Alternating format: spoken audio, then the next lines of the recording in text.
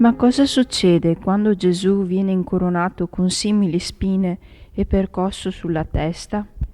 Le spine stracciano la pelle e la corona tende a spostarsi in avanti. Le spine si infiggono nella nuca, lacerando le zone corrispondenti alle terminazioni nervose del distretto occipitale. Così a Gesù le spine hanno causato circa 50 ferite su tutta la superficie del cranio, le quali hanno gettato sangue inzuppandone i capelli. Ricordiamo che nel cuoio capelluto si trovano 140 punti per centimetro quadrato sensibili al dolore. Sulla fronte di Gesù 13 spine hanno fatto uscire sangue. Da alcune sono uscite poche gocce, da altre di più.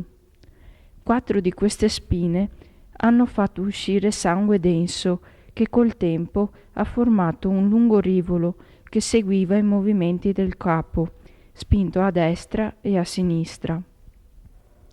Al centro della fronte corrugata dal dolore, del sangue che scendeva lentamente e continuamente, ha formato una traccia lunga, compatta e densa, a forma di 3 rovesciato, la quale si è coagulata nel sopracciglio. Nella zona frontotemporale una spina ha fatto sprizzare sangue fuori da un'arteria. Il sangue è arrivato in basso come un rivolo sollecitato dalla pressione arteriosa.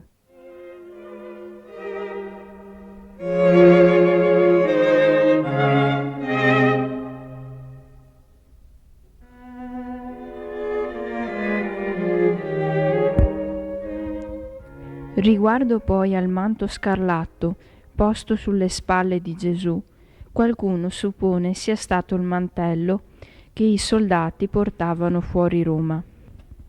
Probabilmente era un manto vecchio e logoro.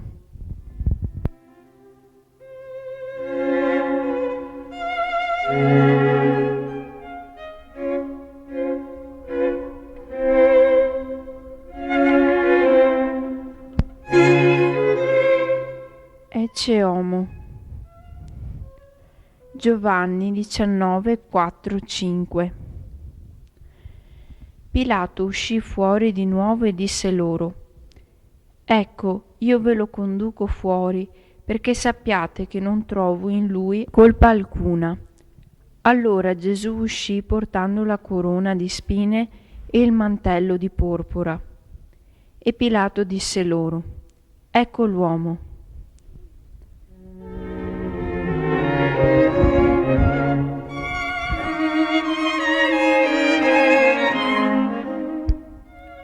Pilato vuol dire ai giudei: Ecco l'uomo che voi odiate, guardate com'è ridotto, non vi basta? Per i sinedriti però, se Gesù fosse stato liberato, sarebbe stato glorificato di martirio e quindi più autorevole di prima.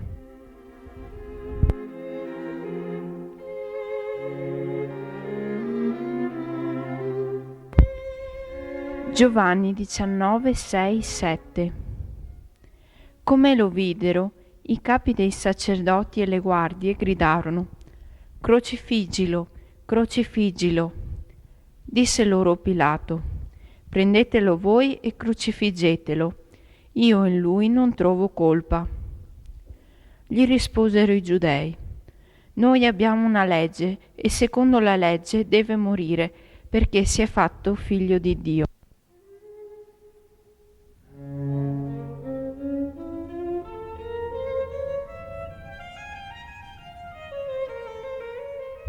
È la prima volta che i sinedriti non sentono più il bisogno di circuire Pilato con argomenti di tipo politico.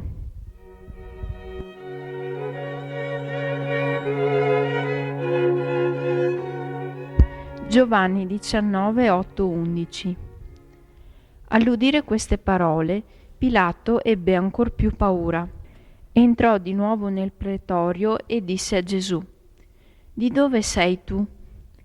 Ma Gesù non gli diede risposta. Gli disse allora Pilato: Non mi parli? Non sai che ho il potere di metterti in libertà e il potere di metterti in croce? Gli rispose Gesù: Tu non avresti alcun potere su di me se ciò non ti fosse stato dato dall'alto. Per questo chi mi ha consegnato a te ha un peccato più grande.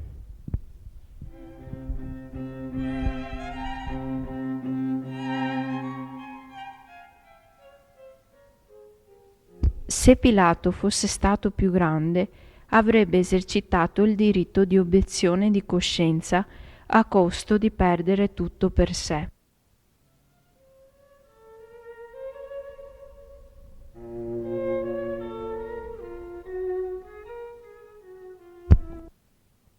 Giovanni 19, 12, 16. Da quel momento Pilato cercava di metterlo in libertà, ma i giudei gridarono: Se liberi costui non sei amico di Cesare. Chiunque si fa re si mette contro Cesare. Udite queste parole, Pilato fece condurre fuori Gesù e sedette in tribunale, nel luogo chiamato Litostroto, in ebraico Gabatà. Era la parasceve della Pasqua, verso mezzogiorno. Pilato disse ai giudei: Ecco il vostro re. Ma quelli gridarono: Via, via, crocifiggilo. Disse loro Pilato: Metterò in croce il vostro re? Risposero i capi dei sacerdoti: Non abbiamo altro re che Cesare. Allora lo consegnò loro perché fosse crocifisso.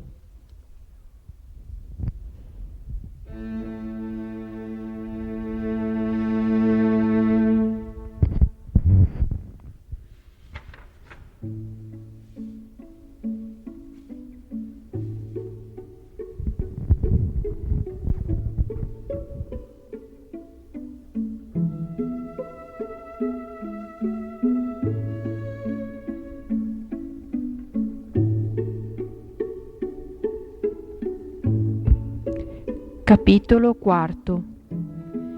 Verso il Calvario. Matteo 27:31. Lo spogliarono del mantello e gli rimisero le sue vesti, poi lo condussero via per crocifiggerlo.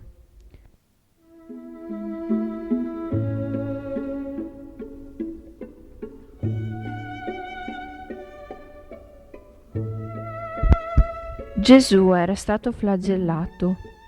Il mantello scarlatto che si era attaccato alle ferite ora viene strappato. Poi Gesù viene rivestito dalle sue vesti. Non gli viene però concesso di portare i sandali, per cui resterà scalzo in tutto il tragitto.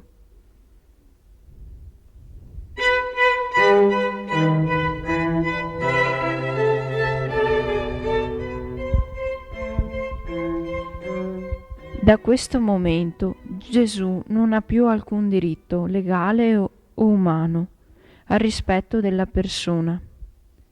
Le sue braccia vengono aperte orizzontalmente, distese, e dietro di esse, contro le scapole, i polsi e i gomiti, viene legata una trave chiamata patibulum.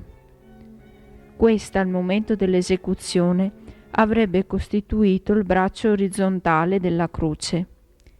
Il patibulum è pesante circa 65 kg e tagliato rozzamente.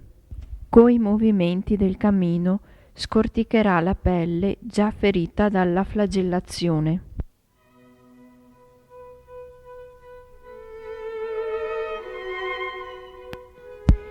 Il patibulum, caricato e legato contro gli omeri, costringe le braccia di Gesù a una sfibrante tensione per tutto il percorso e non gli permetteva appoggio o riparo in caso di cadute.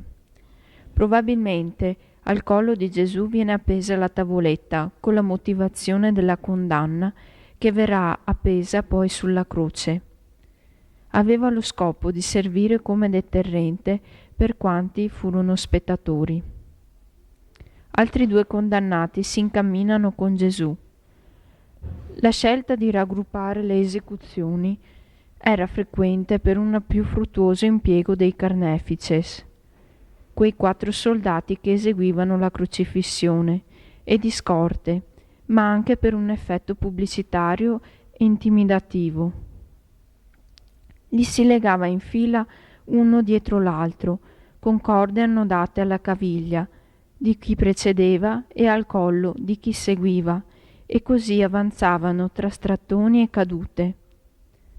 Una citazione di quel percorso così terribile, forse la più poetica tra i documenti al riguardo giunti fino a noi, la più intensa psicologicamente, poiché è posta in bocca di qualcuno che doveva aver ben conosciuto quell'orrore, è quella che si trova nel Vangelo di Giovanni 21:18. Tu tenderai le mani, un altro ti legherà e ti condurrà dove tu non vuoi. Una dolcissima descrizione e previsione del supplizio nelle sue fasi, senza che la croce sia mai nominata. Gesù dunque si avvia con i suoi 2 compagni attraverso le vie di Gerusalemme, passando in mezzo alla folla che si riunisce ai lati della strada per schernire i condannati.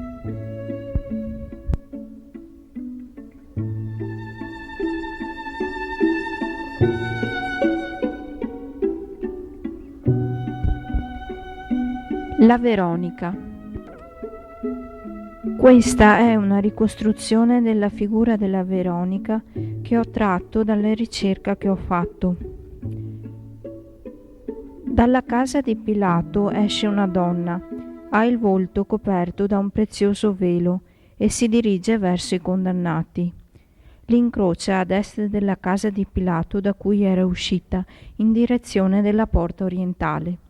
I soldati la riconoscono ed essa può avvicinarsi ai condannati. Forse voleva accertarsi se suo marito aveva condannato quel santo che l'aveva tanto turbata in sogno, o forse desiderava solo vedere quell'uomo.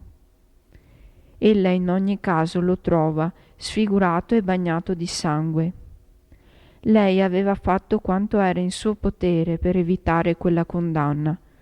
Ma ora cosa fare? Quel volto coperto di sangue e di sputi forse si poteva tergere per dargli un po' di sollievo, ma con cosa? Tra le sue mani c'è quel velo leggero che le copriva il volto, adatto per essere delicatamente posato senza procurare troppo dolore al viso maltrattato. Come ringraziamento, Gesù imprime la sua immagine in quel velo. Il volto di Gesù, che aveva perso ogni bellezza, si imprime nel velo, assieme alle gocce di sangue, con la bocca aperta, forse per il respiro affannoso, o forse perché stava ringraziando quella donna per il suo gesto di compassione. Questo volto nella storia resterà un ennesimo segno del suo grande amore per noi.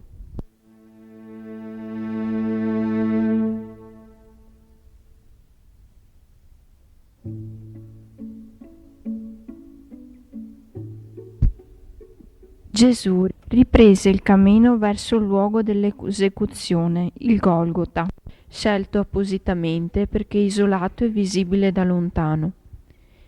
Esso sovrastrava le grandi vie di comunicazione, ma era fuori le mura, anche per ragioni igieniche, perché vi si scavavano le fosse comuni. Che la via al luogo dell'esecuzione fosse tormentosa, lo dice il fatto che la legge romana considerava eseguita la sentenza sia che il cruciario morisse di croce o per via.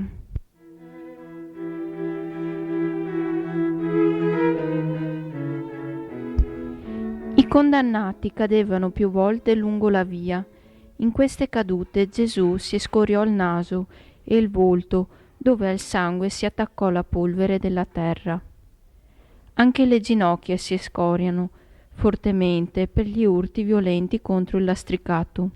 In particolare il ginocchio sinistro è urtato contro qualcosa di duro. Anche un calcagno si ferì insanguinandosi.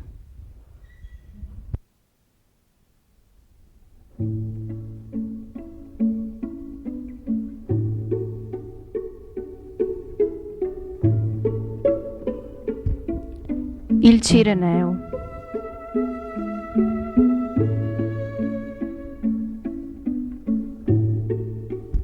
Luca 23-26.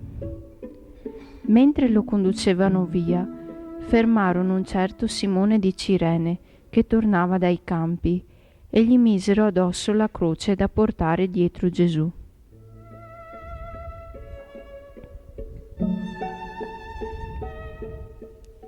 Quel giorno c'era fretta nell'eseguire le 3 condanne, perché i corpi dovevano essere calati dalla croce prima che finisse il venerdì. Le cadute dei condannati lungo la via rallentavano di molto il percorso, per cui i soldati, vedendo che Gesù era sfinito per le precedenti torture, hanno costretto Simone di Cirene a sostenere la croce di Gesù, evitando così cadute e lunghi tempi per rialzarsi.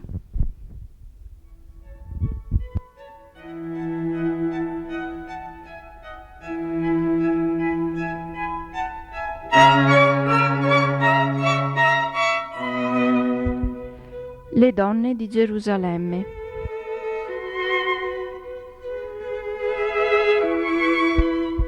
Luca 23, 27, 31. Lo seguiva una gran moltitudine di popolo e le donne che si battevano il petto e facevano lamenti su di lui. Ma Gesù, voltandosi verso di loro, disse: Figli di Gerusalemme, non piangete su di me, ma piangete su voi stesse e sui vostri figli. Ecco, verranno giorni nei quali si dirà: beate le sterili, i grembi che non hanno generato e i seni che non hanno allattato. Allora cominceranno a dire ai monti: cadete su di noi, e alle colline: copriteci, perché se si tratta così il legno verde, che avverrà del legno secco?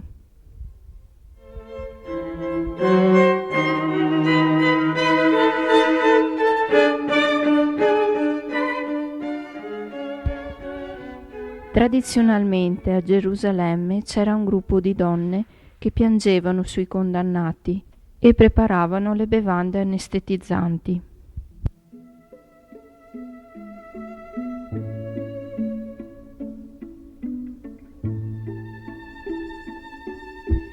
Matteo 27, 33, 34. Giunti al luogo detto Golgota, che significa luogo del cranio, gli diedero da bere vino mescolato con fiele. Egli lo assaggiò, ma non ne volle bere.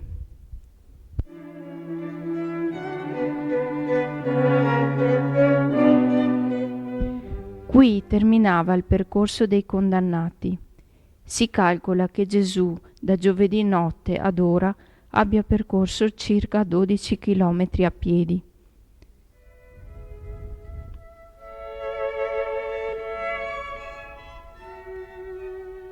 Fino a qui Gesù ha portato la croce, d'ora in poi sarà la croce a portare Gesù.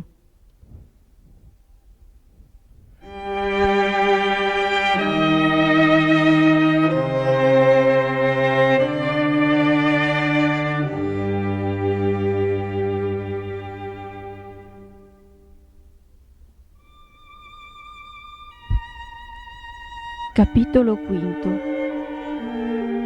La crocifissione.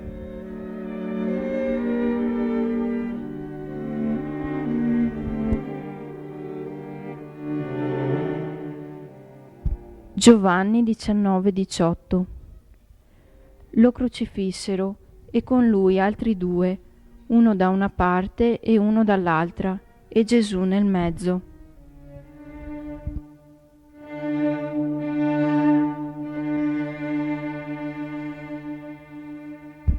Luca 23:34.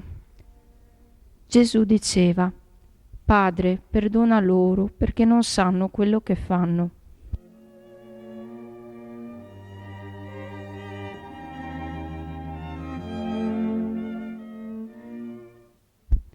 Da molte testimonianze sappiamo che l'afflizione alla croce veniva effettuata con corde o chiodi, o tutti e due insieme. Il criterio era quello di infliggere una lunga e spettacolare agonia, perdere la vita goccia a goccia, Seneca. Dopo essere stato di nuovo spogliato delle sue vesti, Gesù, cinto di un perizoma, i romani non scoprivano mai tutta la nudità, è stato gettato a terra con le spalle contro il patibulum per effettuare l'inchiodatura delle mani. I chiodi utilizzati erano chiodi da carpenteria, lunghi da 12 a 18 centimetri, di forma quadrata. Un chiodo può attraversare il polso senza spezzare le ossa solo in un punto, in mezzo agli ossicini, il punto di Destot, che i carnefici avevano imparato bene ad individuare. Il chiodo lì conficcato taglia o danneggia il nervo mediano che comanda la flessione del pollice, il quale di conseguenza rimane serrato contro la mano. Dopo l'inchiodatura delle mani, il patibulum, con il corpo penzolante, viene sollevato e infisso nello stipes verticale. A volte il patibulum veniva innalzato a mezzo di corde che scorrevano in anelli fissati sullo stipes, come in una manovra di velica. Gesù, sospeso per le braccia, penzolava dalla croce. Gli esecutori hanno preso i piedi di Gesù e li hanno immobilizzati, incrociandoli e facendoli aderire uno contro l'altro, il piede destro sotto e il sinistro sopra. Il piede destro è stato poggiato direttamente sul legno, per cui le gambe di Gesù sono leggermente piegate. Sono stati inchiodati i piedi di Gesù con un unico chiodo. Il corpo così fissato ha assunto una posizione di torsione.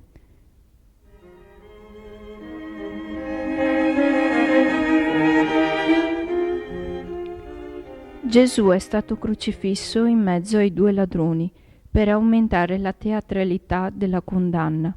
Si pensa che per lui sia stata utilizzata una croce detta sublimis, che per l'altezza e il luogo in cui era posta poteva vedersi da lontano.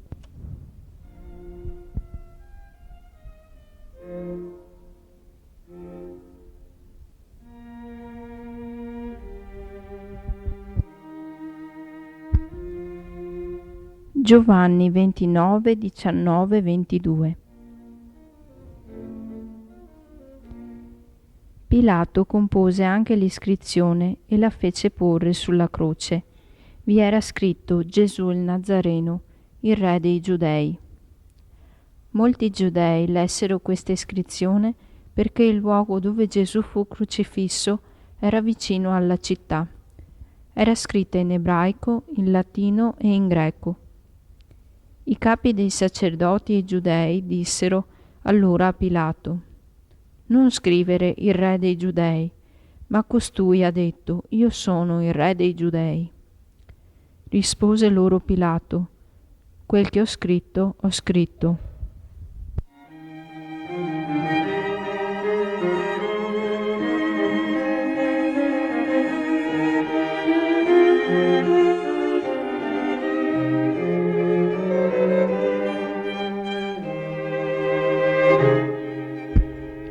In quella tavoletta c'è un'espressione equivoca che fa ribollire il sangue ai giudei. Gesù viene condannato dal Sinedrio perché si è autoproclamato Dio. L'espressione re dei giudei, scritta in ebraico, usa un termine che indica il re mistico di Israele, cioè Dio. Pilato non riesce a distinguere tra le due cose. Quella scritta è stata probabilmente scolpita da un ebreo, seguace di Gesù, che era al servizio di Pilato.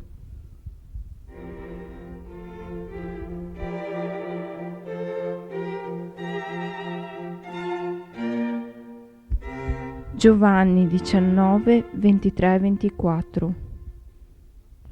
I soldati poi, quando ebbero crocifisso Gesù, presero le sue vesti, ne fecero 4 parti, una per ciascun soldato, e la tunica. Ma quella tunica era senza cuciture, tessuta tutta ad un pezzo da cima a fondo. Perciò dissero tra loro: non stracciamola, ma tiriamo a sorte a chi tocca. Così si compiva la scrittura che dice: si son divise tra loro le mie vesti, e sulla mia tunica hanno gettato la sorte. E i soldati fecero proprio così.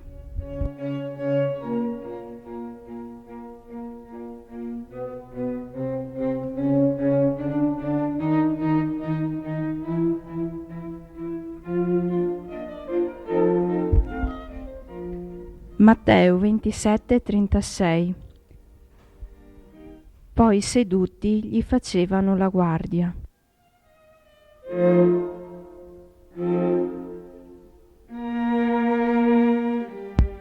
I carnefici si spartiscono le vesti del condannato come ricompensa per il loro lavoro.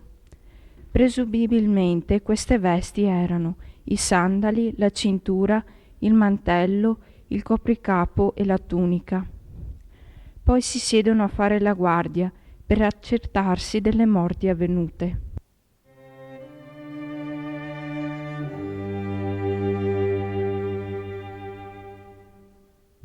La sospensione dei condannati per le braccia dilata il torace e impedisce l'espirazione, così crea una rapida sensazione di soffocamento. Per poter respirare, i crocifissi dovevano puntarsi sui chiodi dei piedi, distendendo le gambe e piegando un braccio, con grande tormento delle membra. La mano destra di Gesù, quella del braccio che veniva piegato, è la più tormentata. Le sue dita si escoriano per l'asperità del legno.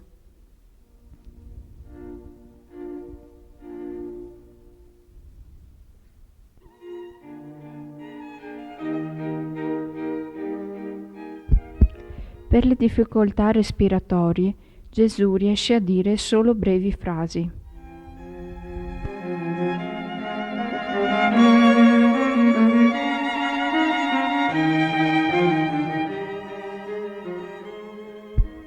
Luca 23,35.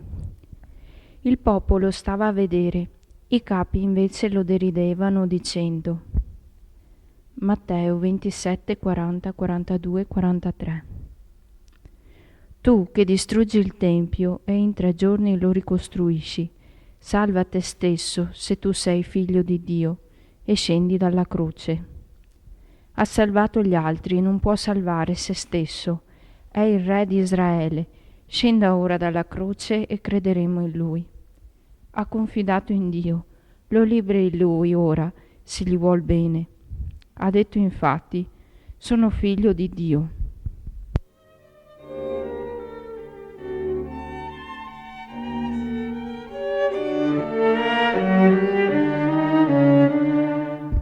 Luca 23, 39 e 43. Uno dei malfattori appesi alla croce lo insultava. Non sei tu il Cristo? Salva te stesso e noi. L'altro invece lo rimproverava dicendo: non hai alcun timore di Dio, tu che sei condannato alla stessa pena? Noi giustamente, perché riceviamo quello che abbiamo meritato per le nostre azioni. Egli invece non ha fatto nulla di male. E disse: Gesù, ricordati di me quando entrerai nel tuo regno. Gli rispose: in verità io ti dico, oggi con me sarai nel paradiso.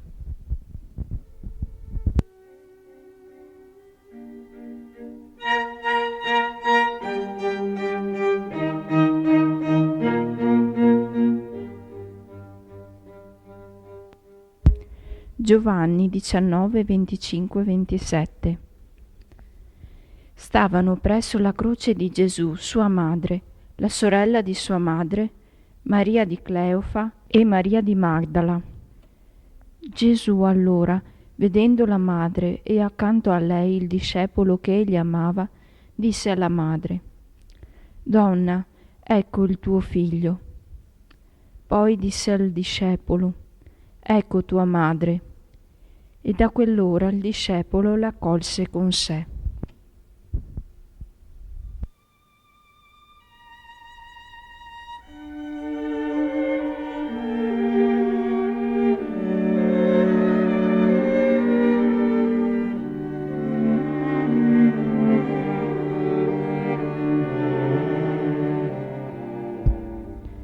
Marco 15, 33-35.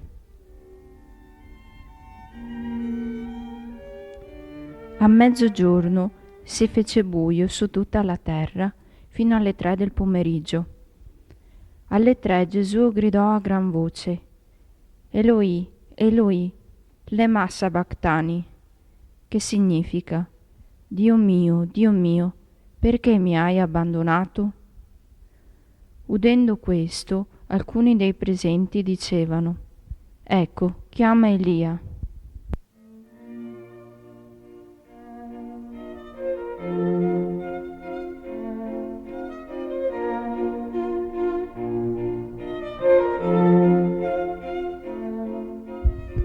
Giovanni 19, 28, 30.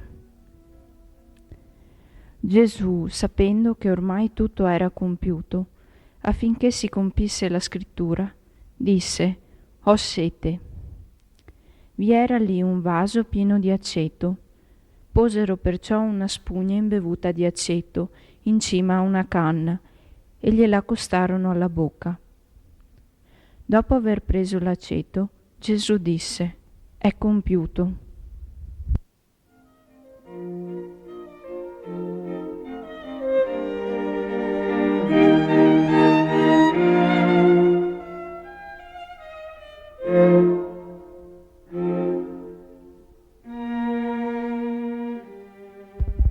La posca, acqua disinfettata con aceto, era la bevanda dissetante usata dai soldati.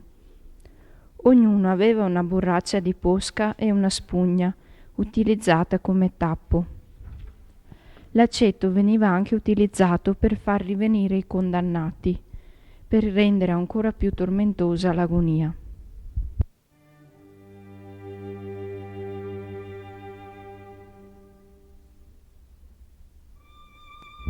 Luca 23, 46.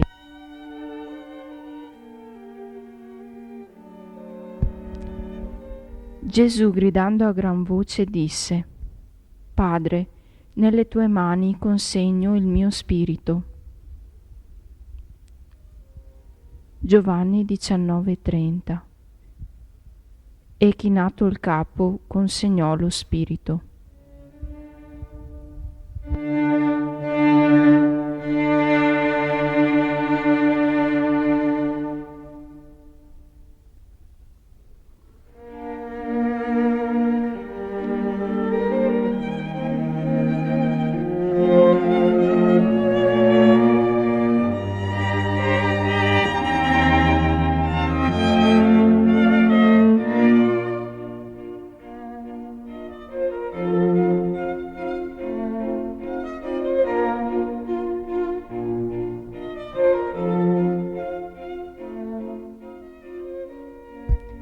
Il cuore è circondato in tutta la superficie da una sottile membrana chiamata pericardio, che è composta da 2 foglietti, uno interno e l'altro esterno. Essi delimitano tra loro una cavità sottilissima, chiusa a sacco, che contiene non più di 5 millilitri di liquido, sieroso che facilita lo scorrimento di un foglietto sull'altro. Quando il cuore si squarcia, questa cavità si riempie di sangue fino a un massimo di circa 2 litri. La violenta dilatazione del pericardio provoca un lacerante dolore retrosternale, a cui corrisponde un grido emesso